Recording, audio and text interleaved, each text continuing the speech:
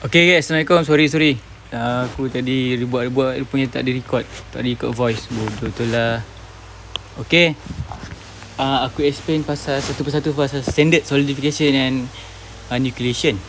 Okay, first kita cakap pasal nucleation. Standard nucleation. Kita tahu kita ada hetero dengan homogeneous lah. Okay, hetero ni macam mana, homo macam mana, beza dia. Okay, kita tengok graf. Okay, graf hetero standard semua macam ni. Cuma beza orang akan lagi tinggi lah. Okay, this part ni adalah critical radius kau, and the distance ni adalah kau punya free energy. Tetapi dekat distance ni, aku tukar colour. Distance ni adalah kau punya critical free energy. This is critical radius. Apa maksud critical radius, critical free energy? Okay, this region adalah embryo. This region pula adalah nucleation. Nucleation factor of nucleation is apa? Bila free energy kau negatif dan bila kau punya temperature rendah. Okay, ni factor dia, kena ingat ni. Ni factor dia. So this is hetero, and this is homo. So apa yang bezakan hetero dan homo ni? Kita boleh cakap dari segi critical free energy dia lebih rendah, maksudnya lebih senang untuk dinucleate. Okay. Sebab hetero ni, hetero kita cakap hetero critical energy dia rendah. Dan homo dia punya critical energy dia tinggi. So agak ambil masa untuk dia start nucleation dan agak susah. Selalunya hetero adalah common dan homo adalah rare ataupun dia perlukan special method. Hetero dia solidify mostly dekat surface ataupun particle. Particle ni maksudnya bila kau tuang dalam mole ni, particle ni yang ada cebi-cebi, dia boleh grow kat situ ataupun kat sini. Itulah hetero. Okay, settle part nucleation. Dan aku akan go ke arah grain. So ni grain. Grain ada dua bentuk. Bentuk yang pertama adalah kolumna, quartz. Okay, kolumna quartz dengan kolumna. Kolumna bentuk dia macam ni. Quartz bentuk dia macam ni. So then bila kau tuang dalam mole, this yang akan keluar dulu kita panggil chill zone. Ni semua chill zone semua kat tepi tau. Ni semua chill zone. Yang aku buat ni semua chill zone. So this is chill zone. Apa maksud chill zone? Chill zone ni sebab dia grain yang tumbuh kat sini adalah sebabkan mole ni, dinding mole ni. Dinding mole ni semua sejuk. Of course lagi sejuk kan. Sebab dinding ni expose dengan surrounding temperature kan, berbanding dengan dalam ni yang agak panas. So this is kita panggil chill zone lah. So usually grain dekat sini adalah quartz. So dekat sini kan dah ada quartz ni, dia akan develop kolumna. Kenapa kolumna? So this is because temperature kau keluar macam ni, haba kau, temperature gradient, dia always to the surrounding. So this is the shape why they elongated like this. So this elongated. Okay. Now bila kau tuang dalam bila kau tuang dalam mole ni, dia akan jadi pouring tau. Pouring tu maksud aku dia biasalah bila kita tuang air tu kan berbusing, air tu macam berpusing-pusing, pouring force lah, aku tak boleh panggil apa, tapi dia berpusing-pusing. This some of the aku tukar colour lah. Okay, some of the kolumna ni dia wash away kira dia larut. Dia tumbuh sikit dia larut, dia tumbuh sikit larut, tumbuh sikit dia larut. So bila dia larut ni dia akan develop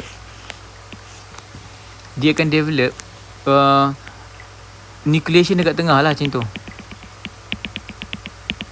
Tapi bukan homo, dia macam benda tu dia dah nak jadi nucleation, tapi disebabkan ada air kuat, force yang kuat, dia terpaksa melarut pergi melalang untuk lain. So dia ni ada kolumna. Sini ada chill zone lah, aku tak buat, aku malas lukis tu. So ni ada kolumna. So dekat tengah ni kolumna still growing. Dia kan growing sampai tengah. So yang tengah ni, yang wash away of the nucleation tu akan jadi equax. UIA. Equax. So equax akan develop dekat tengah ni dan memberhentikan proses growing of dia akan stop kolumna. Apa yang masuk dia stop, apa yang masuk dia tak stop ni? Okey. Equax bentuk dia macam ni. So bila dia growing dia akan semua direction. Maksudnya dia adalah isotropy. Kolumna bentuk dia elongated. Growing dia always satu direction, which is dia anisotropy. So this bila dia growing sampai ke tengah ni, this equax akan langgar dia, akan stopkan dia. Equax ni kolumna. So that's why the growing of the kolumna ni selalu dekat region, orang cakap apa, region tepi lah. Dekat region dekat sini aku lorek aku lorek yang merah ni semua kolumna. Okay, so yang aku buat ni yang ni semua adalah equax. Dia akan stop growing of the kolumna. Okay, settle part tu. Dendrites. Formation of dendrites. Apa tu pula dendrites? So dendrites macam ibarat macam ni lah. Actually formation of the solidification ni, dia ada dendrite, dia ada polygonal. Polygonal ni adalah itulah kolumna and equax. So kalau in case kalau soalan explain about development of the dendrites kan. So kau kena explain pasal dendrites ni lah. And dendrites ni. So kita boleh cakap this is gambar raja. Okay, aku tunjuk gambar raja contohnya. Gambar raja ni dan gambar raja ni. Okay, actually aku nak explain macam mana formation of dendrite ni. Okay, ni beza. Yang ini standard. Yang ni standard.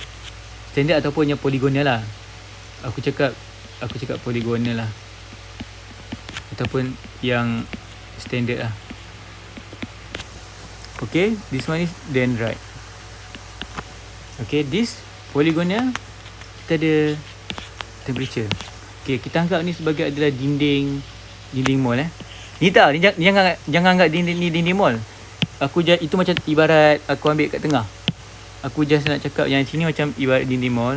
Maksud aku ni mall. Aku ambil dekat area sini ni. Yang ni jadi besar ni. Okay, so ni dinding mall. Macam aku cakap, the formation of the grain always begin at the temperature rendah. Sini zone temperature rendah. Okay, ni adalah graph temperature. Dia akan naik atas satu, dia akan turun bawah satu. This is graph temperature. Nampaknya sini rendah, sejuk lah, maksudnya kat sini lah, area ni lah, ni area sini. So grain akan tumbuh kat sini. Dia akan tumbuh sampai satu masa tu dia akan tumbuh. Tetapi masa dekat sebelum line ni, maksud aku aku padam ni dulu silap aku buat ni. Okay, anggap dekat sini, dia akan tumbuh dekat sini akan ada protuberance. Apa itu protuberance? Protuberance nya bentuk dia ni ambil panggil protuberance. This protuberance aku tukar color ni lah. Nak. Okay, this protuberance kalau tengok kat sini, nampak tak? Dia kat sini ke panas. So sini lagi panas. Okay. So bila state sini, bila sejuk ke panas and lagi panas, maksudnya area ni panas lagi lah. So masuk sini panas, growing dia akan standard normal tau. Maksudnya this grain yang kat belakang ni, yang tumbuh ni kan ni protuberance. Protuberance ni dia punya ni agak slow. Dia punya development dia, growing dia agak slow. And bila sampai kat sini, this line akan continue growing. Faham tak? Meninggalkan protuberance. Sampailah complete solidification. Protuberance tu tak sempat.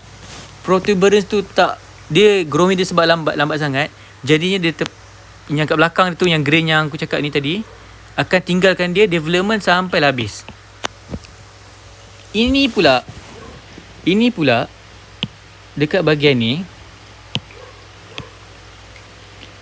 macam biasa kau punya grain tu kau tumbuh sampai sini, and there will be like protuberance. Macam aku cakap, there will be like a top protuberance. This protuberance, okay, you see here, this is sejuk ke panas, but tiba-tiba sejuk sebab under cooling tau actually. So bila dia sejuk, okay, belakang ni jadi slow tau. Development ini macam aku cakap, solidification always start from sejuk to panas. Okay, always begin to cold to hot. Tapi disebabkan kat sini area ni panas lagi daripada sini bila almost nak reach this line dah. So dia menyebabkan dia slow tau. So protuberance ni keluar, protuberance ni tumbuh dulu lagi laju. Protuberance ni aku tak tahu sangat, tapi boleh tengok ada apa tu protuberance. So protuberance bila sampai line protuberance tu develop dan menjadi dendrite. Dia akan develop, keluar satu arm lagi, keluar dua arm, itu 3 arm. Ni 1 arm, 2 arm, 3 arm. 1 arm, 2 arm, 3 arm. Sampai complete, dan yang belakang dia pun akan kejar balik. Tapi apa-apa pun yang ni complete dulu, baru belakang nak kejar. So microstructure dia ada bentuk dendrite. Kenapa dia rendah kat sini? So masa berlaku dekat sini, nampak tak? Sini under cooling temperature. Di mana kalau dalam under cooling tu, dekat sini, this is the region nucleation. Nucleation perlukan sejuk, sebab tu dia sejukkan dulu, dia pergi ke sini sampai ke bawah, temperature dia sampai ke bawah, baru nucleation tu begin. Okay, so in this kita nak cakap yang part dendrite ni, maksudnya bahagian ni tengah experience under cooling. Tapi kita panggil protuberance tu akan, orang cakap develop. Protuberance tu yang menyebabkan dia develop, sebab yang grain kat belakang ni lambat sangat dia nak develop. Lepas tu pula under cooling, tu nucleation tu akan berlaku agak delay.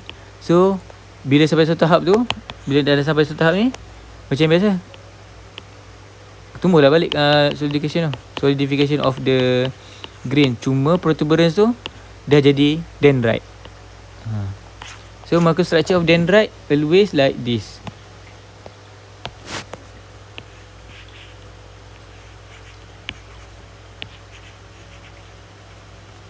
So dia akan satu macam ni lah. One arm, this one arm, second arm, third arm. One arm, second arm, third arm. Macam tu. Sampailah dia jadi banyak. Okay. Dan aku ada baca juga this part,